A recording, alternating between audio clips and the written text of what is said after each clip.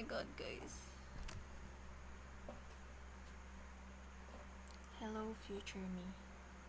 In 2 days, graduate ka na. Nagkape ako ngayong gabi. Kasi, ang dami kong, hindi naman madami. Meron akong 2 pendings. Actually, madami pala yung 2. Basta meron akong pendings na kailangan ko tapusin sana tonight. Time check, 12:29 a.m. So, ayun, inaatake yata ako ng ADHD kasi ang kalat ng kwarto ko. Like, ang dami kong kinalkal na gamit. Lamesa reveal. Ang kalat. Tapos may kalat din sa kama. Like, may naisip kasi ako biglang gawin, tapos gagawin ko siya half-heartedly, tapos hindi ko siya tatapusin, tapos it involves a certain gamit, tapos kaya iuho ko yung yun. Tapos ito, tatama din ako magligpit hanggang sa kalat na lang silang lahat dyan. Parang buhay ko ganyan kagulo. Anyway, ito tamo, imbis na magligpit, nag-video. Sumisipa na yung kape. Nararamdaman ko na siya sa aking fingers. Magla-life update pa ako. Life update naman yung ginagawa ko sa para nang balik. So, bukas, actually mamaya, baccalaureate mass na namin, tapos recognition. Actually, hindi dapat ako attend ng recognition kasi hindi ko alam na may award din pala yung finalist for grad song. So, diba? Ang galing. Dahil doon, magkaka-award kami ni Kiana. Okay lang na hindi kita ligan sa ACADS kasi magkaka-medal pa din. Tapos, ayun. Ay, oo nga pala. May kami sa hapon. Scholars Assembly. Kailangan ko nga pala itong dalhin. So, yan. Ready ko na yung mga dadaling ko bukas. Habang nagliligpit. Habang iniisip na kailangan ko tapusin yung pendings. Habang nag-video ng life update. Ewan ko. Like, ang dami kong gustong gawin. Gusto at kailangan gawin. Pero gusto ko sabay-sabay ko silang gawin. Pero no, hindi ko kaya. Like, physically, hindi naman talaga natin kaya magsabay-sabay ng gawain kasi mag-isa lang tayo.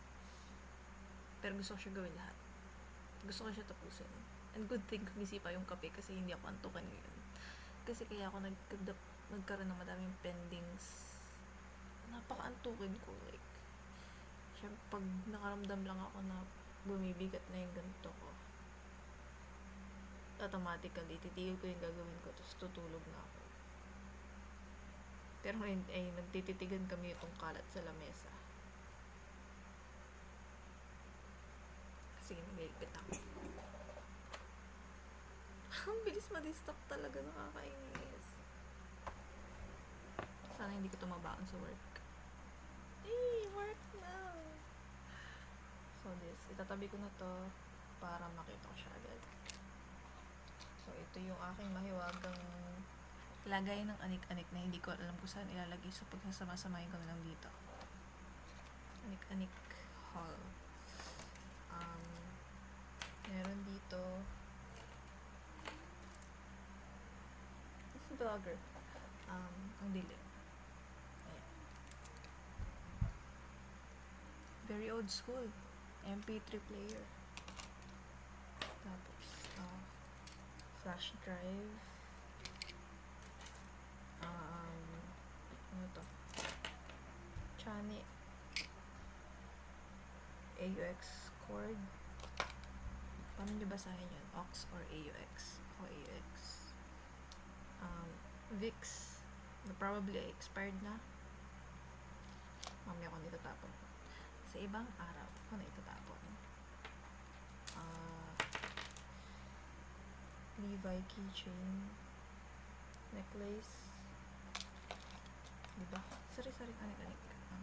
Bakugo keychain na sira na. Dahil sumabit siya. Buti hindi nawala yung keychain. Safety pin. Hairpins. Panglinis ng ears. Putol na Sanrio. Sige, tapalan natin yan. Ano to? Lock sa ID lace. Bracelet na hindi kasya sa akin. Pero ang cute kasi. It's my name. Hindi siya kasya. Pag pinilit ko siya, oh my gosh. What the fuck? Ba't kasi pinili? Ang galing.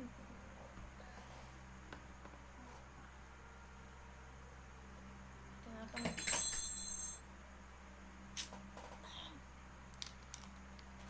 it's 12:34 AM. Be quiet.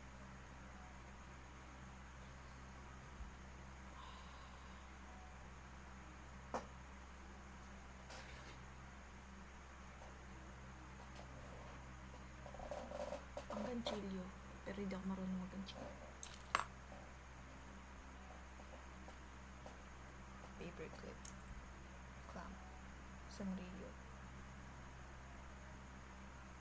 Paa ng fan. Letter J. Hindi ko alam. Ano ba to? Yung pang-lock ng wire. Ito. Pinaka-prized possession ko to. Magnet. Pang-dampot ng hindi madampot. Like yung mga SIM ejector. Pag nahulog sa sahig, hindi ko siya talaga madampot. So, tada! Pero hindi ko to dito ilalagay. Dito siya sa gilid. Toy Story na eraser. Toy Story to since elementary. Since I was a fan of Toy Story.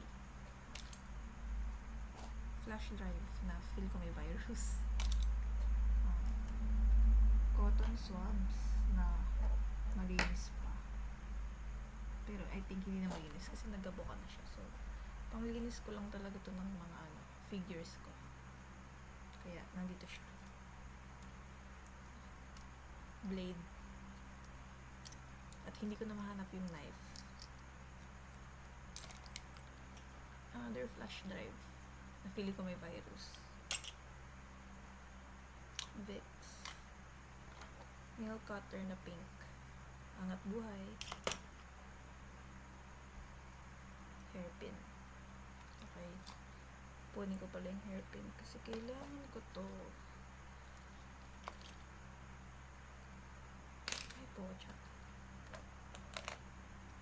Shoe glue. Letter S. May J kanina, ngayon may S. Para sa... kulang ng isang letter. Kasi supposedly, FJS nga pala to. Philip John Susan. Another Sanrio. Wala na. The Anik-Anik Tupperware.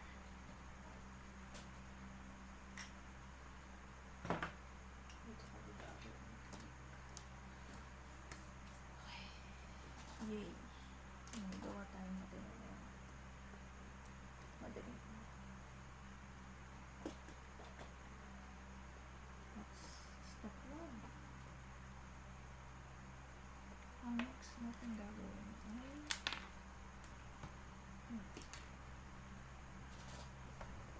yung kama. Be right back.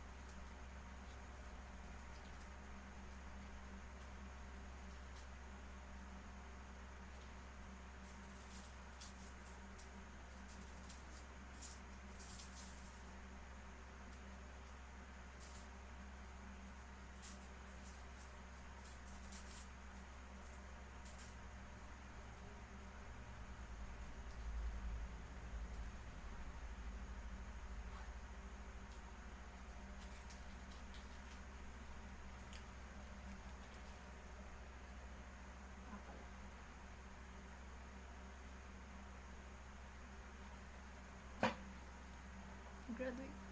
Ang bango niya talaga. So, na-distract na naman si ate ko. Pa-practicing daw kasi yung pagsusot nito.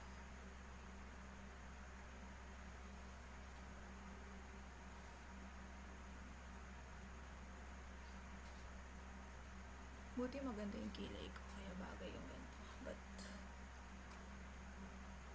weird. It's supposed to be here ba? Sabi ni mother, mas bagay pag nakaganito. Like, gagawin ko pa pala to kasi kailangan ko to lagyan ng headband para isang ganunan na lang siya. Ang limit.